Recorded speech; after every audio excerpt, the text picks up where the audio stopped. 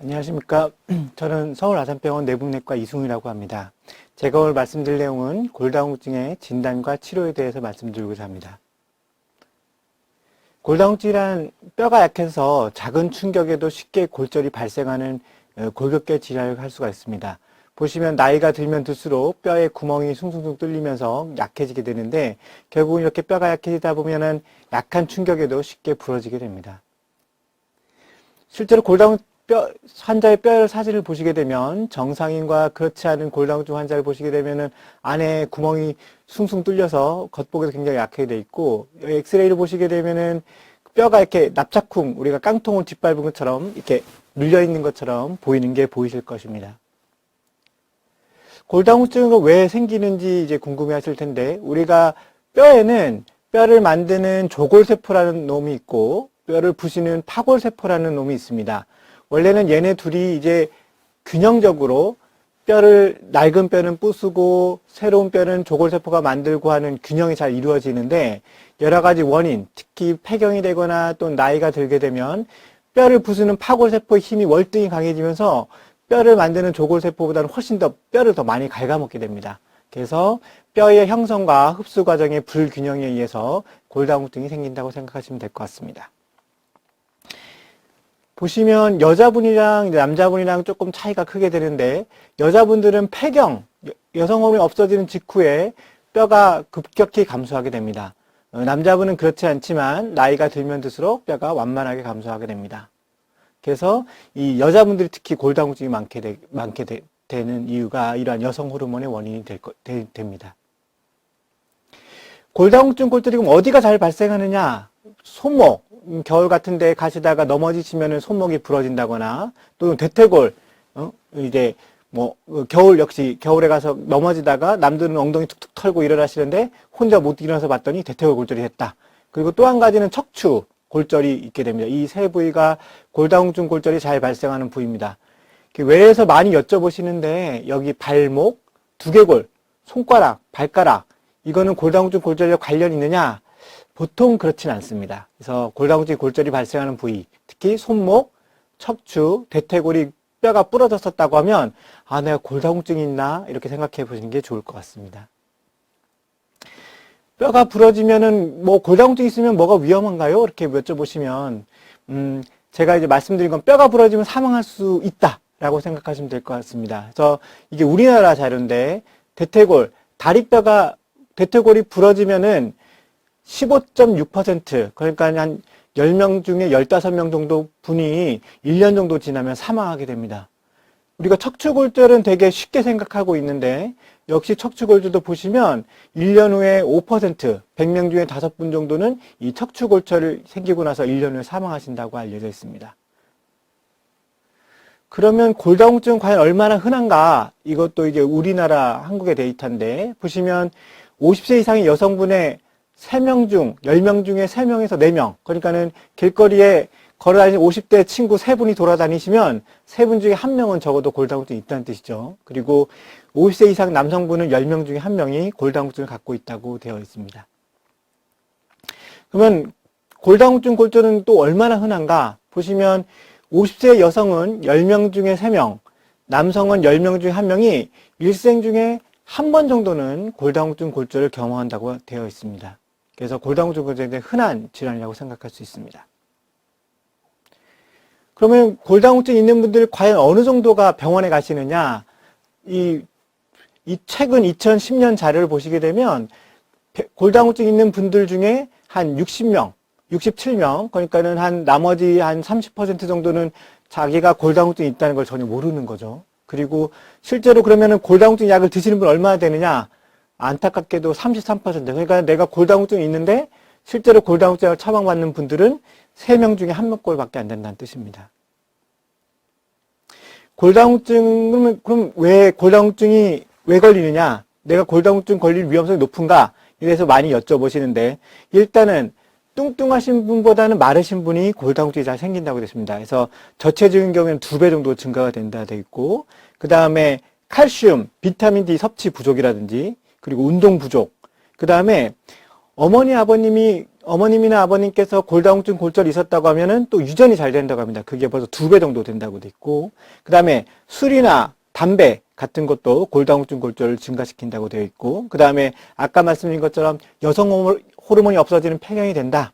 그리고 나이가 점점 많이 든다. 이러면 골다공증 발생 위험 요인이 증가한다고 생각하시면 될 것 같습니다. 또한 이전에 내가 부러졌다. 그러면은 한 번 부러졌던 분이 또 잘 부러진다고 2배 이상 또 증가하는 데 돼 있고, 그 다음에 우리가 햇볕을 열심히 쬐라고 하는데 햇볕을 쬐면은 햇볕에 자외선이 오면서 이거에 의한 우리가 비타민 D가 생성이 되거든요. 그래서 그런 것들이 중요하게 됩니다. 또한 여기 스테로이드가 같이 적혀 있는 동반질환 또는 약제들에 의해서도 골다공증이 잘 생기게 됩니다. 그러면 골다공증 또는 골다공증 골절이 증상이 있느냐? 사실은 선생님 제가 팔다리가 무릎이 아프고 허리가 아픈데요. 골다공증 골절이 있나요? 골다공증이 있는 건가요? 근데 사실은 별로 그렇지가 않습니다. 골다공증 자체는 증상이 없습니다. 그래서 제가 외래에서 말씀드린 거는 골다공증이 진짜 있는지 없는지 알아보기 위해서는 아파서 하는 게 아니라 환자분 보고 여기서 한 10번만 넘어져 보세요. 그래서 넘어졌더니 아이고 뼈가 부러졌네요. 골다공증이 있으십니다. 이렇게 아시는 수밖에 없습니다. 따라서 골다공증은 증상이 없기 때문에 골다공증의 위험성이 높으신 분들은 검사를 받아보셔야 알 수가 있습니다. 그래서 이제 증상이 없고, 실제로 골다공증 골절이 그러면 증상이 있느냐? 물론 손목뼈가 부러지거나 대퇴골 부러지면 굉장히 아프시겠죠. 그렇지만 우리가 척추골절은 4명 중에 3명 정도는 통증이 없다고 합니다.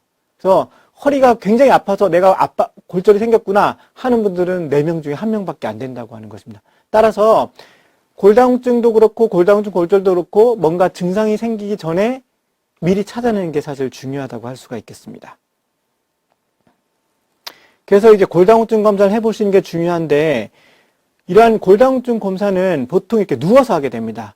그 외래에서 보시면 가끔씩 이제 초음파를 해서 선생님 제가 뼈가 약하대요 해서 오시긴 오시는데, 이러한 초음파는 사실은 아직은 골다공증을 진단하는 데는 많이 쓰이고 있지는 않습니다.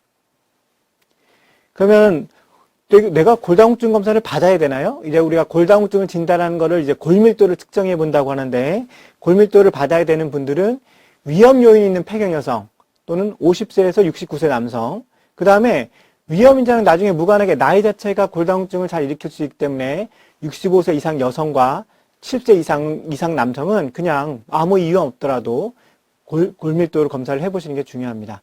또한 아까 말씀드린 것처럼 한 번 골절을 겪은 사람은 다음번에 골절을 겪을 확률이 높기 때문에 골다공증 골절을 겪었던 분이라든지, 또는 아까 약물 또는 이제 여러 가지 질환에 의해서 2차성 골다공증이 생기는 분들은 또 필요하게 됩니다. 그리고 당연히 이제 골다공증 약물을 치료하게 될 때는 당연히 약을 쓰셔야겠죠. 그리고 다른 엑스레이를 찍다가 우연히 아이고 척추가 주저앉았네요. 또는 엑스레이 보니까 뼈가 너무 하얘서 구멍이 너무 약해 보여요. 이렇게 하는 경우에는 골밀도 검사를 받아보는 게 중요할 것 같습니다. 또 골다공증 치료를 받는 도중에는 약의 효과가 있는지 없는지, 그리고 약을 중단했을 때는 다시 나빠지지 않는지, 이러한 분들도 골밀도 검사를 받아보셔야 됩니다. 자, 그럼 골다공증을 진단하면 내가 도대체 뼈가 얼마나 약한가를 보는 거를 우리가 어떻게 보느냐? 그래서 보통 의사들은 T값을 본다고 합니다. T값. T값은 젊은 사람의 뼈를 100점 했을 때 나의 뼈가 얼만큼 나쁜가를 보는 겁니다. 이제 외래에서 어르신들이 오셔갖고 내 뼈는 도대체 몇 살 나이유? 이렇게 여쭤보시는데, 사실은 그게 중요한 게 아니라 골다공증은 뼈가 부러지는 것을 확인해야 되기 때문에 젊은 사람 뼈에 비해서 얼만큼 잘 부러지냐를 확인하기 위하기 때문에 젊은 사람 뼈와 비교하는 게 제일 좋습니다. 그래서 그런 걸 이제 T값이라고 하게 되는데, 보시면 이제 골밀도를 측정하면은 T값이 나오거든요. 그래서 나오게 되면 정상은 마이너스 1보다 이상인 경우, 그러니까는 마이너스 1, 0, 플러스 1 또는 더하기 1, 더하기 2, 이런 분들 뼈가 아주 좋으신 겁니다. 골감소증은 마이너스 2.5부터 마이너스 1.0. 그래서 골밀도를 찍었는데 T값이 마이너스 1.5다. 이러면 이제 골감소증이라고, 그러니까 골다공증 전 단계라고 할 수가 있습니다. 그리고 골다공증은 마이너스 2.5, 그래서 마이너스 3.0 또는 빼기 3.0, 빼기 4.5, 마이너스 4.5 이런 게 사실은 골다공증을 할 수가 있습니다. 그러면 심한 골다공증이 뭐냐? 심한 골다공증은 골다공증이 있는 데다가 이미 골절이 있는 경우에는 저희가 심한 골다공증이라고 할 수가 있습니다. 그래서 보면은 이제 오시면은 저희가 엑스레이도 척추 엑스레이 검사도 해보고 피도 뽑고 소변 검사도 해보는데 아유 선생님 그 골밀도 찍어서 골다공증 나오면 그냥 약 쓰면 되지 뭐하러 검사를 해요 여쭤보시는 게 많습니다. 그래서 이 혈액 검사 같은 걸 하게 되면 우리가 이제 뼈의 기본적인 어떤 영양소라고 할 수 있는 칼슘이나 인 그리고 간 기능이 나쁘거나 또는 신장 기능이 나쁘면 약을 좀 조심해서 써야 될 수도 있기 때문에 확인해보고 그 다음에 갑상선 호르몬도 사실은 뼈를 나쁘게 할 수가 있기 때문에 해보고 그 다음에 뭐 빈혈이 있다거나 여러 가지 피 검사를 해서 저희가 다른 병이 있나 없나 확인을 하고 있습니다. 또 이제 비타민 D가 아까 말씀드린 대로 중요하다고 했는데 비타민도 측정해보고 그 다음에 치료의 반응을 보기 위해서 혈액 검사를 하게 됩니다. 소변 검사는 소변을 칼슘이 간혹가다 많이 빠져나가는 분들이 있거든요. 그래서 그런 것을 확인해 보기도 합니다. 척추 엑스레이 검사는 아까 말씀드린 것처럼 4명 중에 척추 골절이 있어도 4명 중에 1명만 아프고 4명 중에 3명은 아프지가 않습니다. 그런 분들은 보통 아유 교수님 제가 옛날에 젊었을 땐 키가 165cm인데 지금은 한 160cm밖에 안 돼요 라고 하시는 분들이 많거든요.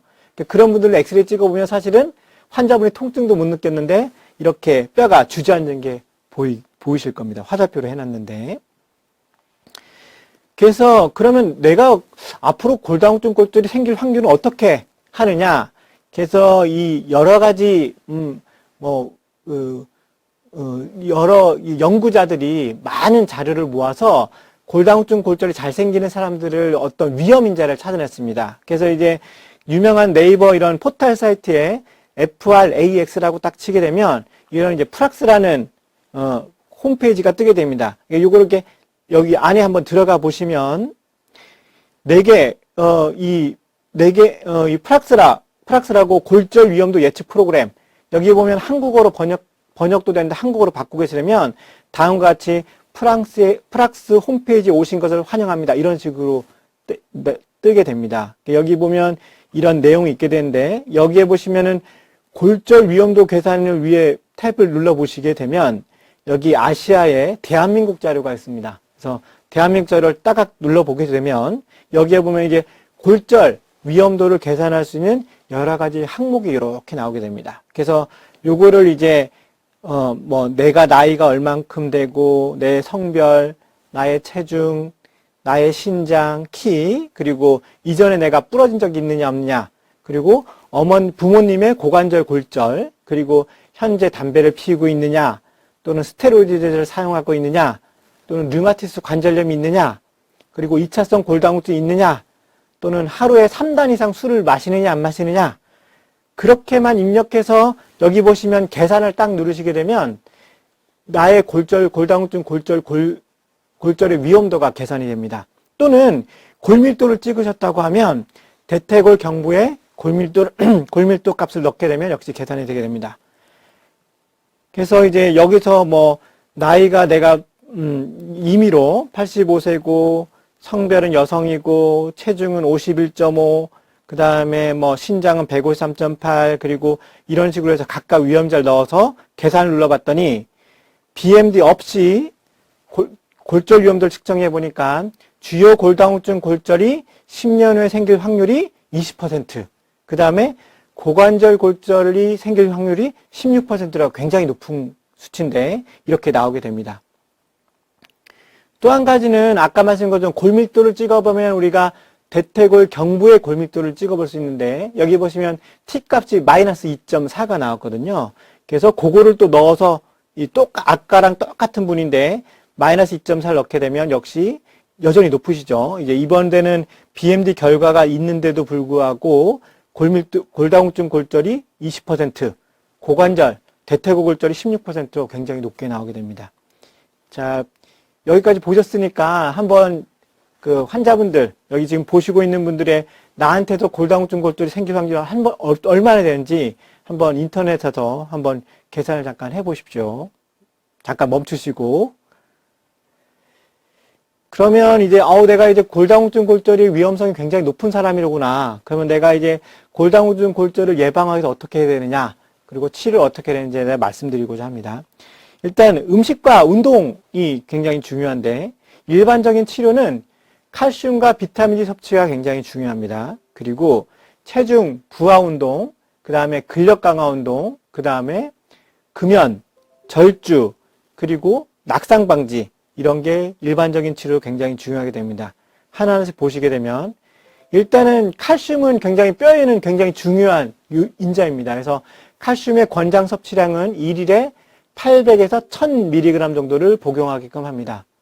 보시면 칼슘 섭취량이 이제 우리나라 한국 분들이 보통 식사를 하시게 되면 490mg 정도를 섭취하게 된다고 합니다.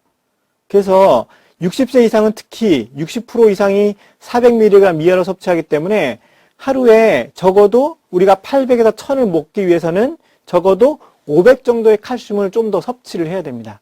그래서 그냥 예를 들어서 우리가 하루에 900mg 정도 칼슘을 먹으려고 한다고 하면 음식을 500mg 그리고 고칼슘 우유는 보통 칼슘이 400 정도 들어있기 때문에 고칼슘 우유로 하루 한 팩 정도 또는 음식을 500mg 정도 섭취하고 또는 칼슘 보충제를 400mg 정도 보충하는 게 하루에 900mg 정도 측정할 수가 있습니다. 드실 수가 있습니다. 그러면 칼슘이 어떤 것들이 많이 들어있느냐? 사실은 제일 외에서 많이 권유하는 건 우유입니다. 우유가 보통 한 컵, 200cc 한 팩에 칼슘이 220 정도 들어있기 때문에 일반적인 식사랑 우유 2잔 정도면 하루에 먹는 칼슘 자체를 900mg 정도 할 수가 있기 때문에 그 정도 양은 충분하게 됩니다. 다만 고칼슘 우유는 그거보다 한 2배 정도 들어있기 때문에 일반적인 식사를 하시고 나서 고칼슘 우유 하루 한 잔 또는 한 팩을 드시게 되면 900mg 정도로 역시 그 하루에 드실 수 있는 칼슘량을 유지하게 됩니다. 나머지 그 들어있는 양도 이렇게 나와 있으니까 한번 참조를 해 주십시오. 칼슘은 이제 사실은 가장 좋은 거는 그 음식으로 드시는 게 가장 좋습니다. 왜냐하면은 칼슘 보충제는 부작용이 이어져 있게 되는데 우리가 칼슘약을 먹었더니 속이 안 좋아요. 위장장애, 변비 대부분의 이런 부작용들은 비타민 D보다는 칼슘 때문에 생기는 경우가 많습니다. 그래서 외래에서는 보통 말씀드릴 때 칼슘을 약으로 드시는 것보다는 우유를 드실 수 있으면 우유로 드십시오 라고 말씀을 드리게 됩니다. 그 다음에 신결석이나 고칼슘 요증 환자들은 물론 주의해야 되지만 많은 영양을 드시지 않으면 큰 문제가 없다고 알려져 있고 그 다음에 뉴스에 막 나오긴 하는데 심혈관 위험성이 증가한다. 그래서 내가 선생님 이거 먹어도 되나요? 하는데 이게 심혈관 위험성이 증가하는 분들은 보통 외국 분들이거든요. 그래서 외국 분들은 잘 아시다시피 저희처럼 밥, 국 이렇게 드신 게 아니라 우유, 빵 이렇게 드시지 않습니까? 그래서 유제품 섭취가 굉장히 많기 때문에 그분들은 저희는 아까 말씀드린 것처럼 하루에 500mg 채 드시지 않는데 그분들은 이미 식사량으로만 해도 850, 1100 드시는 분들이거든요. 근데 거기다 또 칼슘을 드시니까 너무 양이 많아지는 겁니다. 따라서 한국 분들은 워낙 드시는 칼슘량이 평상시에 적기 때문에 보충제 자체 때문에 심혈관 질환이 증가한다. 그렇진 않다고 생각되어집니다. 비타민 D도 굉장히 중요한데 보시면 아시겠지만은 햇볕이 요즘 굉장히 세서 더군다나 요즘은 이제 마스크도 쓰고 다니기 때문에 햇볕을 별로 쬐 일이 없죠. 그리고 밖에 많이 돌아다니지 못하니까 비타민 D가 굉장히 낮다고 알려져 있습니다. 비타민 D는 이제 칼슘 흡수를 도와서 뼈를 강화시키고 또한 이제 근육 같은 거에도 비타민 D가 좀 있다고 알려져 있기 때문에 덜 넘어질 수가 있게 됩니다. 피부에서 햇볕을 쬐면 자외선이 오기 때문에 저절로 합성이 되는데 따라서 예를 들면은 집에 햇볕이 잘 드는 집안에 있다. 유리를 통해서 받는다.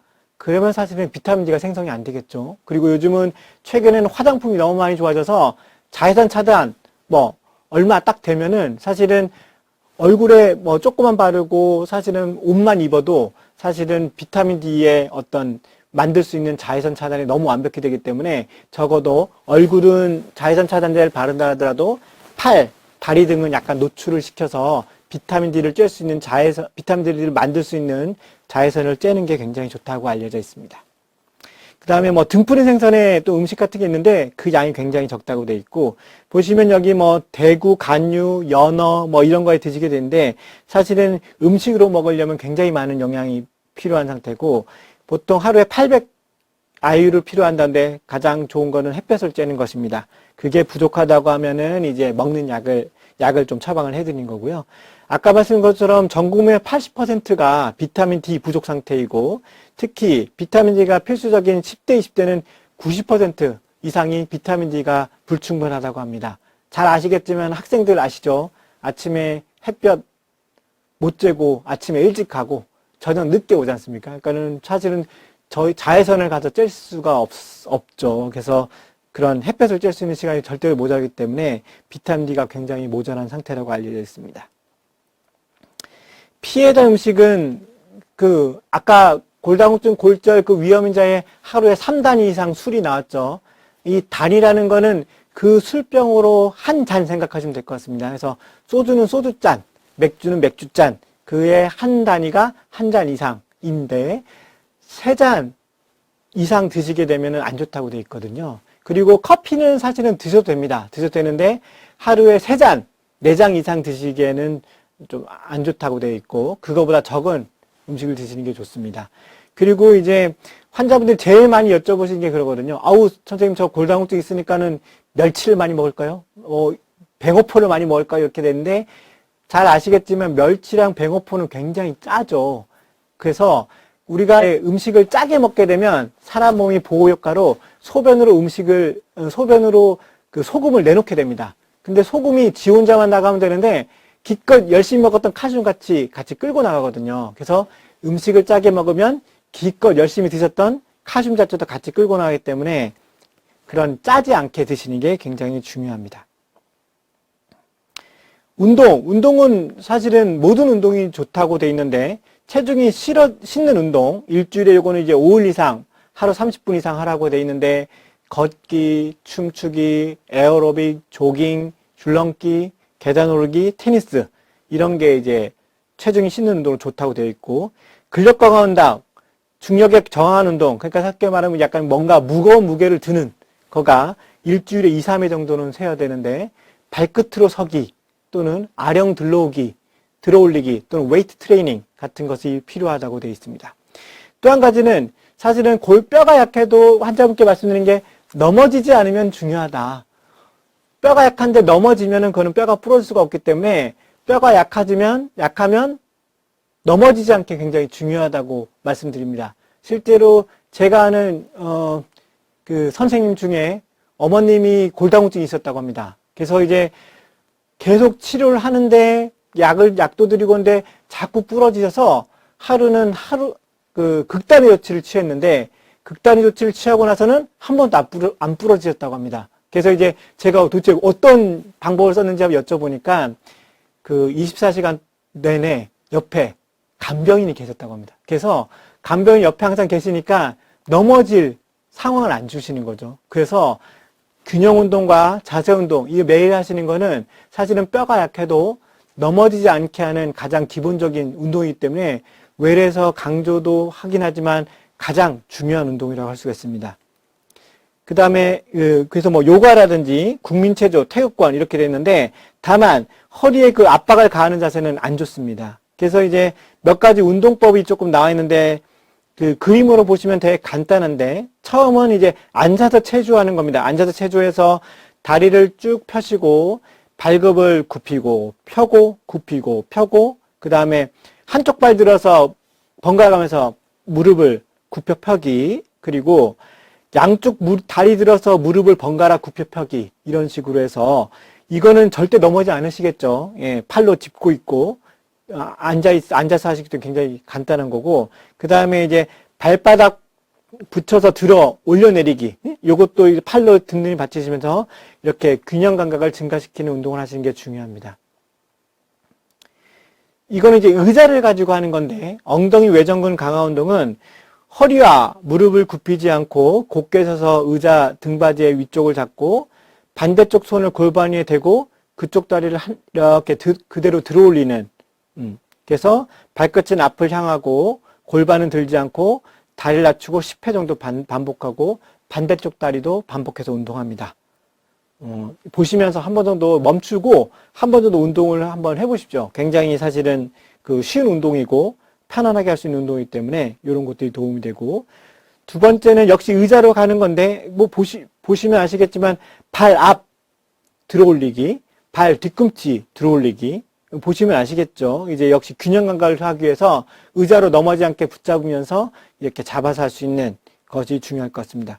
항상 주의할 것은 운동을 하는 게 중요한 게 아니라 운동해서 넘어지면은 사실은 아주 더 큰 문제가 될 수가 있기 때문에 넘어지지 않게 항상 주의를 하시면서 운동을 하시는 게 중요할 것 같습니다.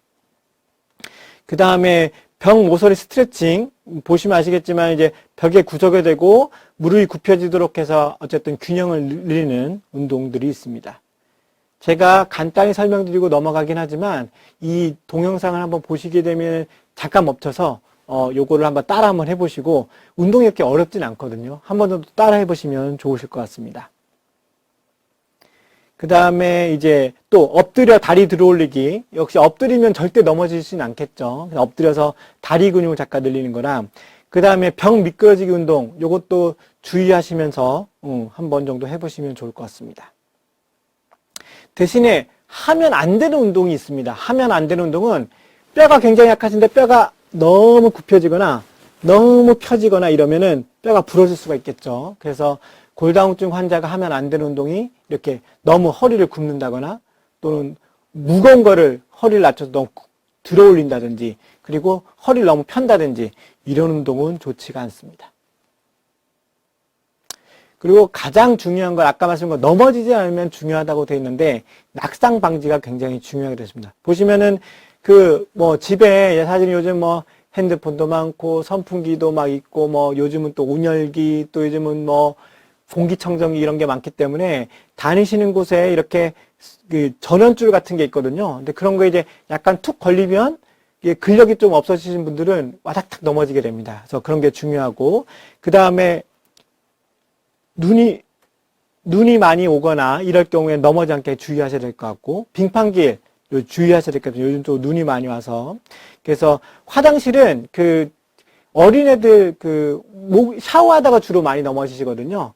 그래서 샤워하실 때 밑바닥에 애들이 넘어지지 않게 밑바닥에 이렇게 잘 미끄러지 않는 그런 패드 같은 게 있습니다.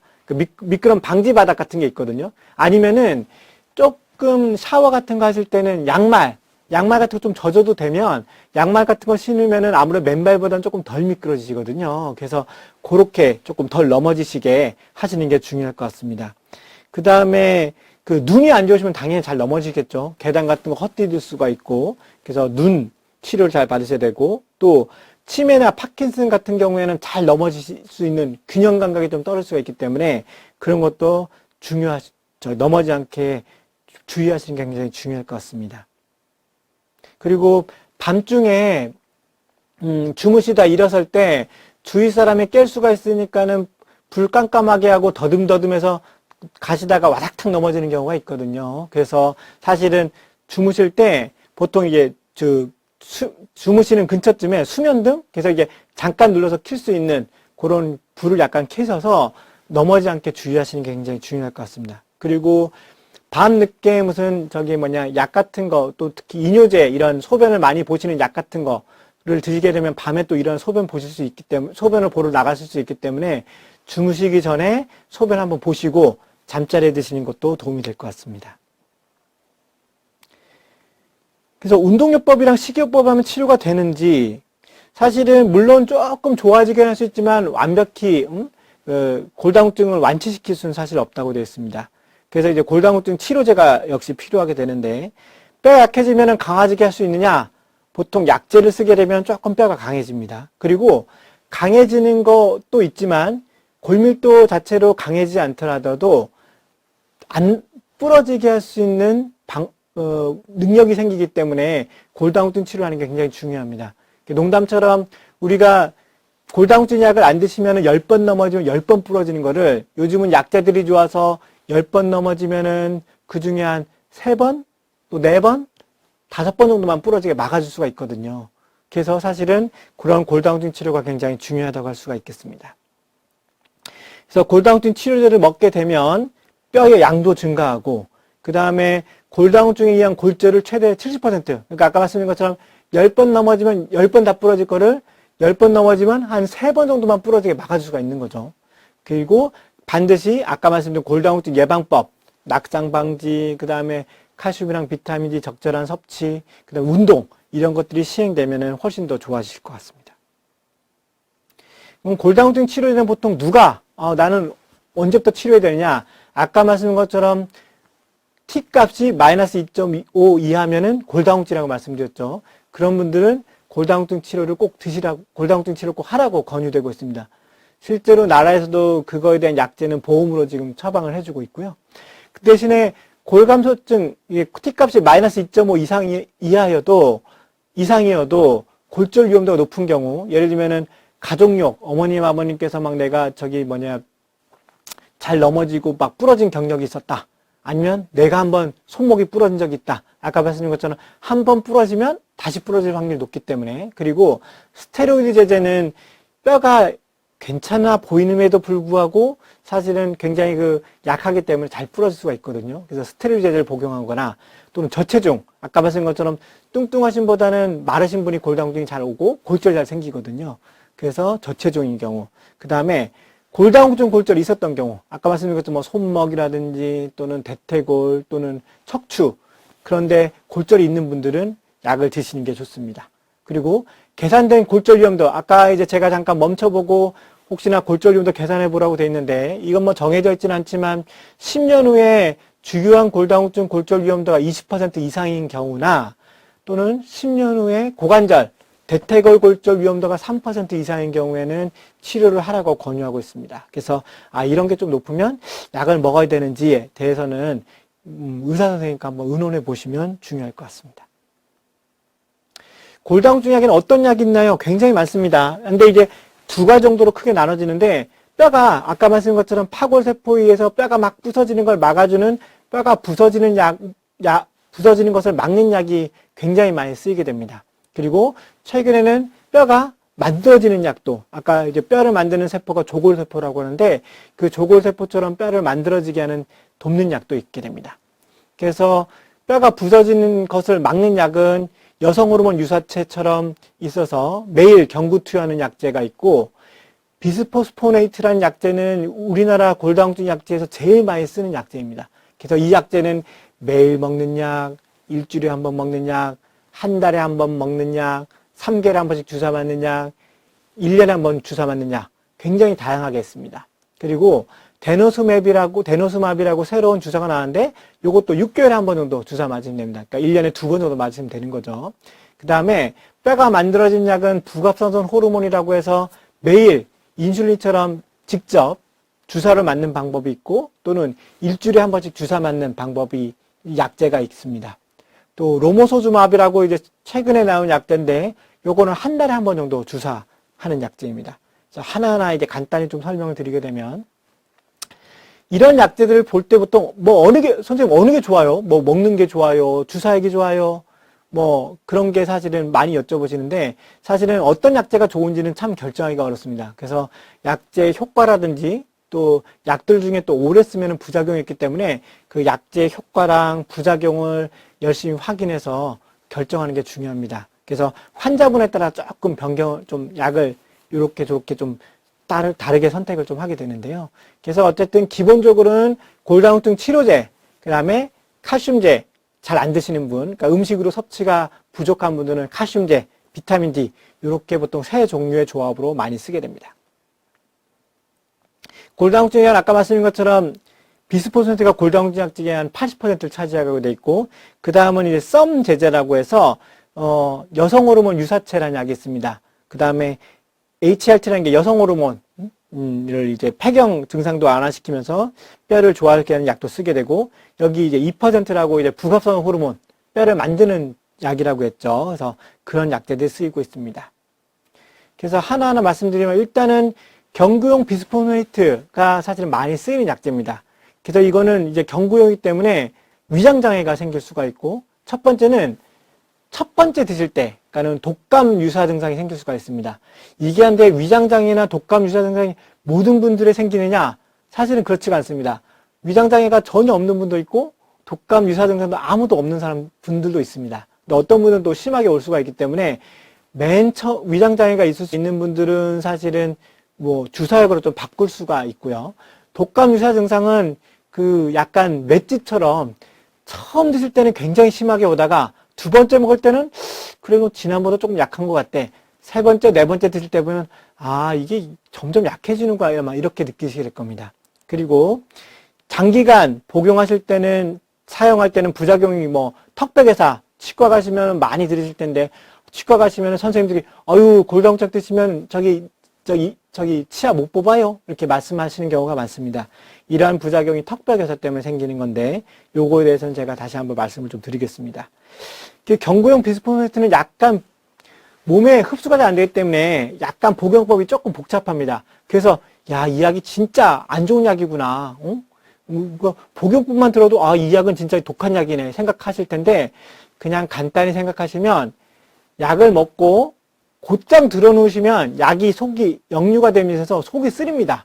그래서 약 자체는 공복에 드시고 아침에 일어나자마자 공복에 드시고 물 많이 드신 다음에 약 먹고 1시간 정도만 들어눕지 않으시면 되거든요. 뭐 아침 준비하시든지 운동을 하시든지 앉아서 TV를 보시다든지 그러니까는 결국은 약을 먹고 들어눕지만 않으시면 곧장 들어눕지만 않으시면 굉장히 간단히 먹을 수 있는 약이고 그 다음에 아침에 일어나서 공복에 드실 때는 한 아침 준비하시면 30분 정도 있다가 다른 음식을 드시면 될 것 같습니다.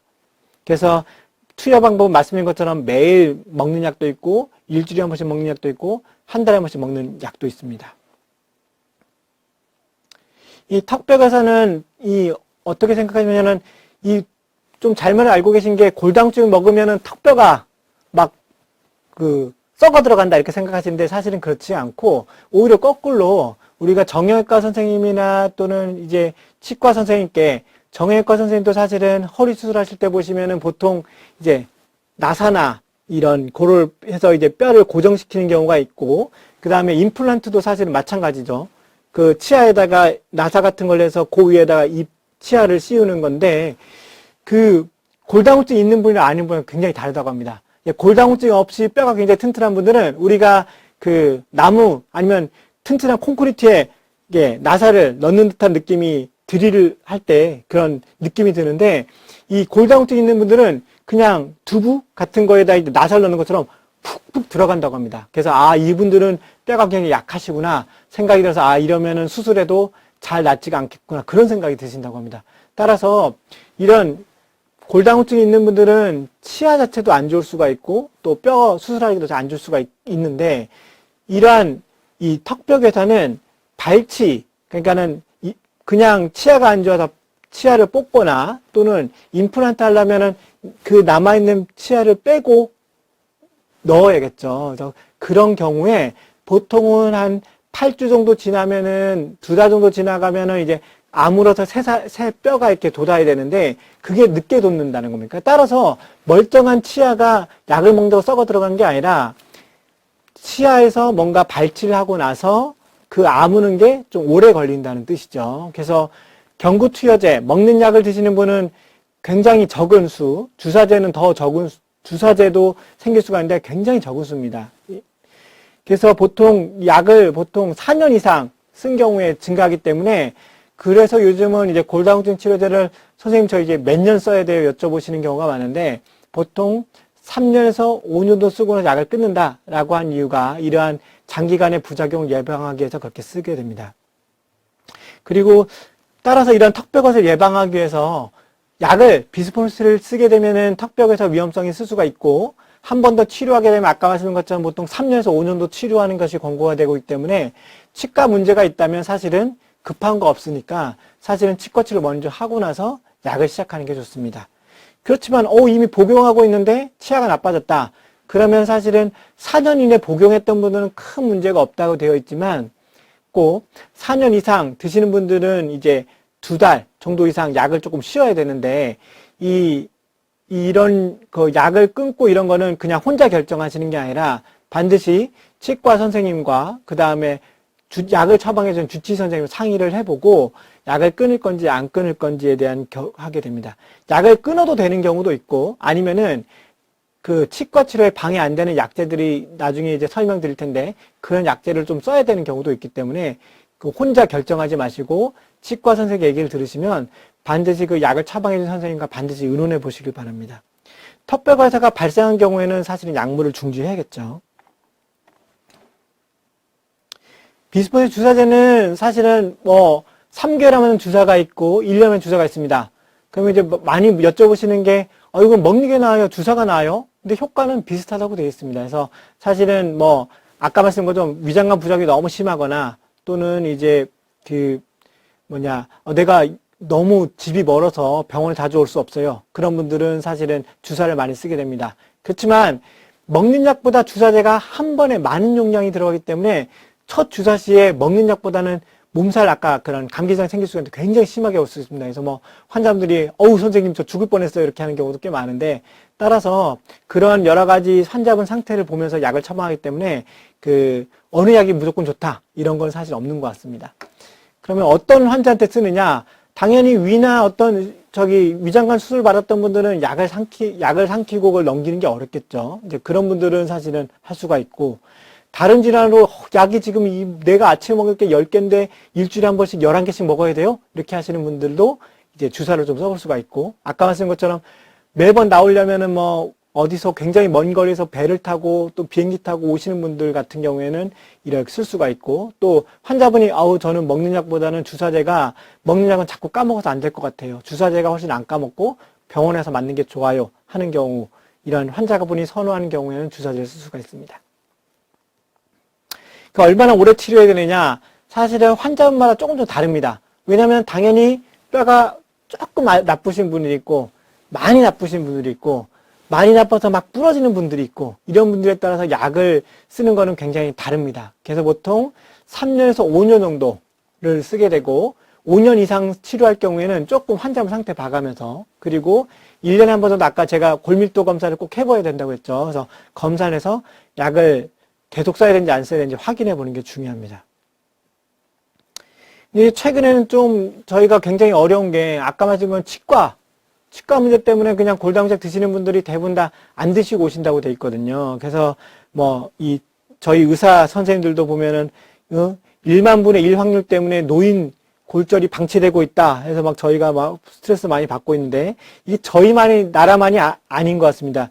외국 이거 캐나다의 자료인데 캐나다에서 오죽하면 이런 자료를 냈는데 여기 보시면 이제 이 골다공증 골절이 생길 확률이 이렇게 많고 그 다음에 교통사고 또는 살인자가 와서 나를 총 쏴서 죽일 확률이 사실은 치과 치료받다가 문제가 생길 확률이랑 거의 비슷하게 돼 있거든요.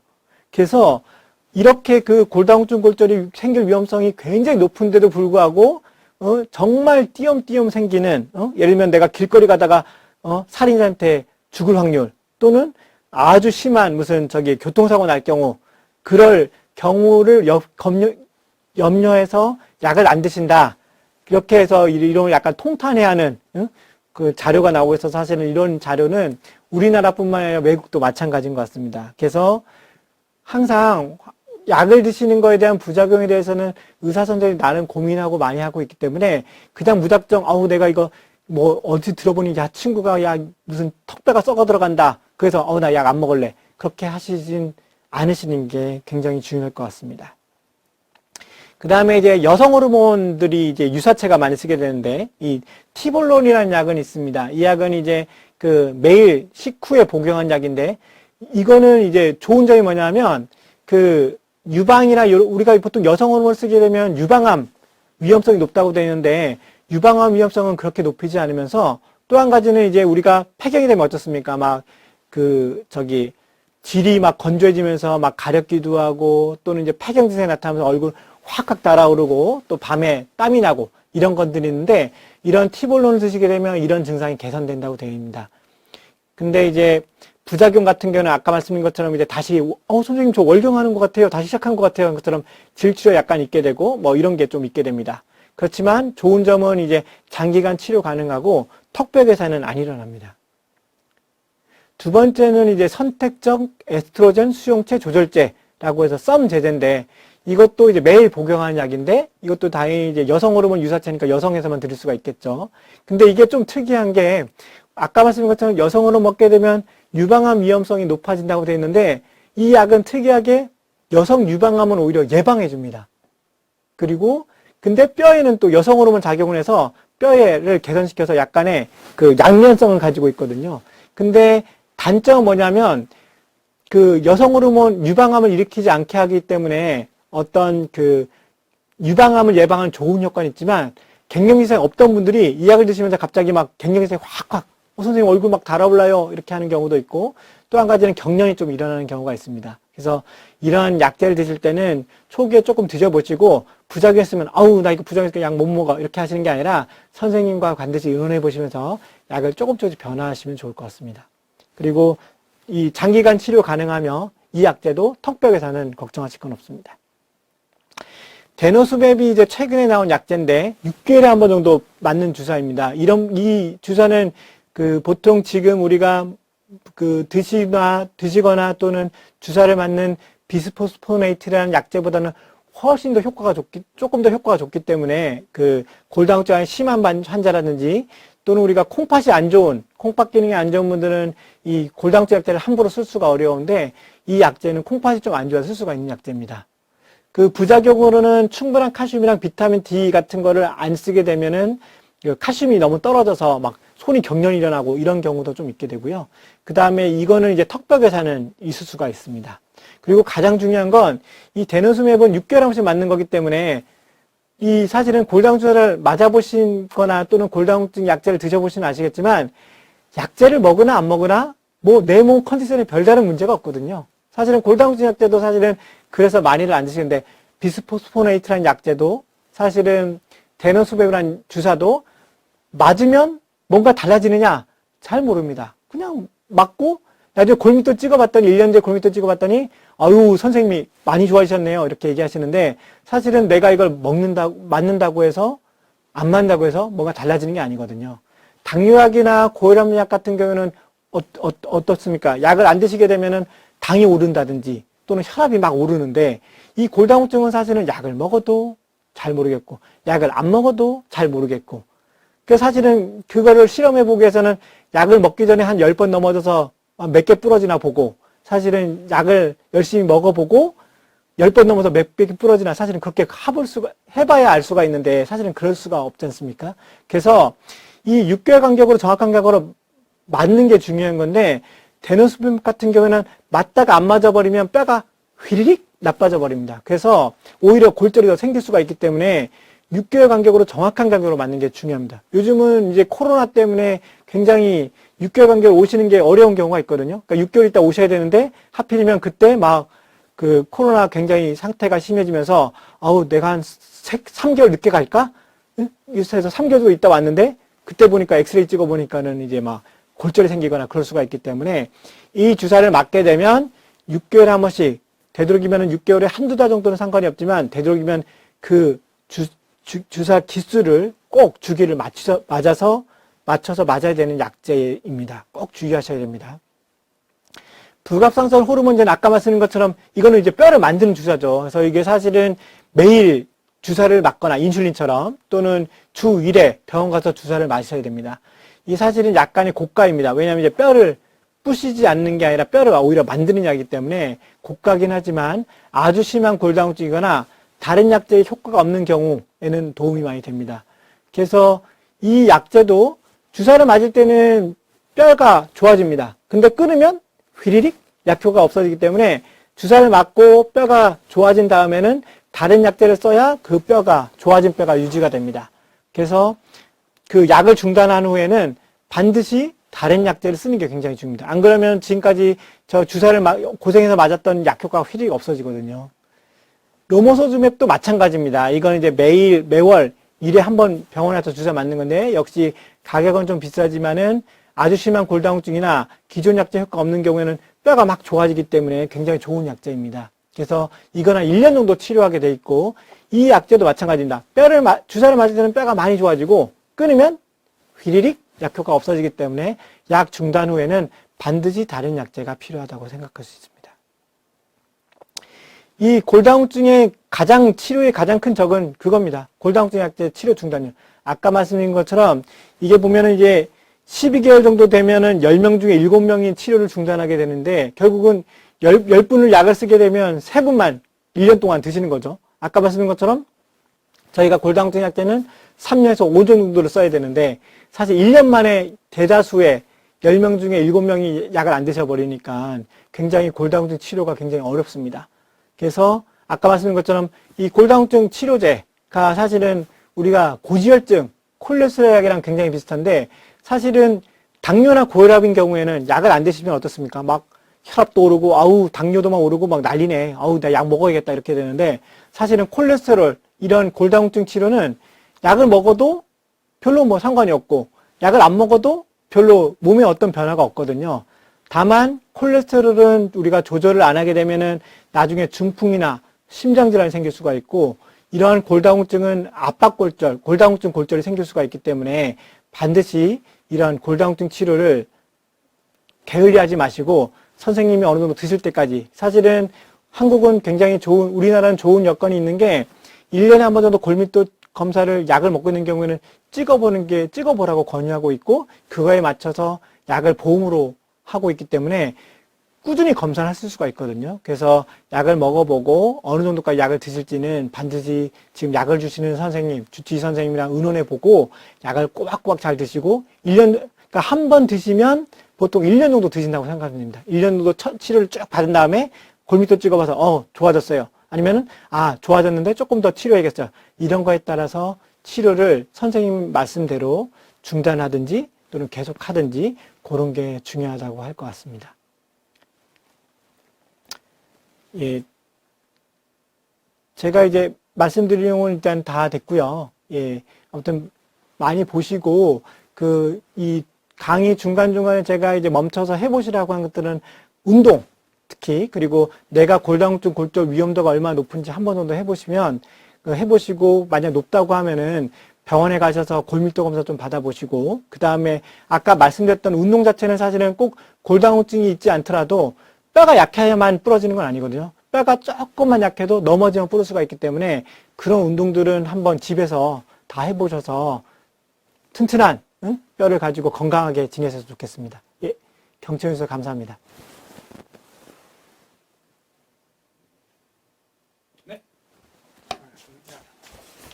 몇 분 정도 됐어요?